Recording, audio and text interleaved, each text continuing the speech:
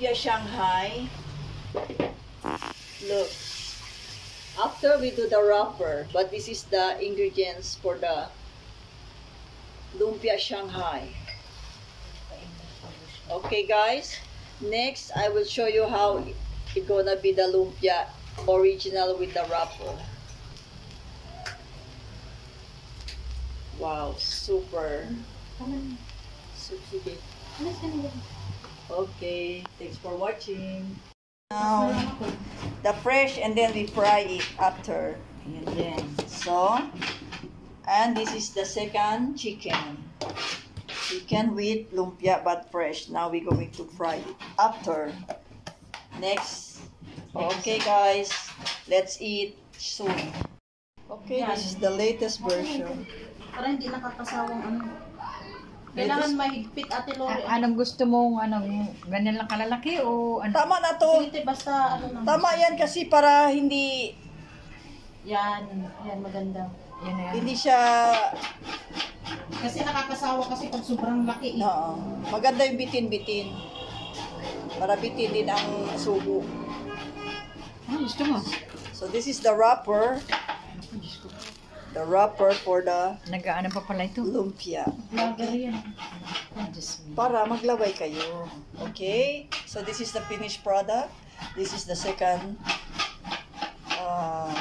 version for the real lumpia Shanghai. Para bukas, luto na lang kayo. Yes.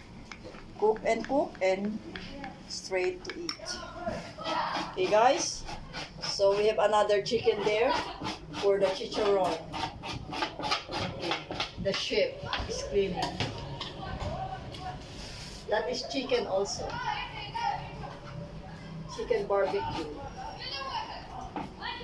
It's the skin of the chicken. Alam mo yung salita. Lumpia Shanghai original. Okay, let's do it together. Wow, let's have our dinner for tonight. Dinner time. Okay, guys? Let's eat together. This is the lumpia Shanghai fried. And some spaghetti, chicken. And this is the original Adidas version chicken feet. Adobo. Okay? Yes, thanks for watching. This they call it chicken feet. In short, in English, Adidas. In English o Tagalog? Adidas in Tagalog and Adidas shoes. So guys, we have the new version of Adidas shoes, Adidas chicken feet. O, diba? So, you must Google, guys, what is the meaning of Adidas. It's Adidas shoes or Adidas chicken feet. So, this is our version. It's very hard to clean. But, when we eat, guys, this is collagen. Right. So, this is our food. Because it's not easy to clean, but it's easy to eat. Look, it's very a lot of time, one by one,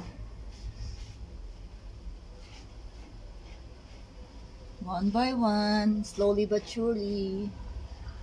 Okay, it's very hard to clean. Don't worry, I don't put your face, just your hands. Yeah. Wow. It's super clean.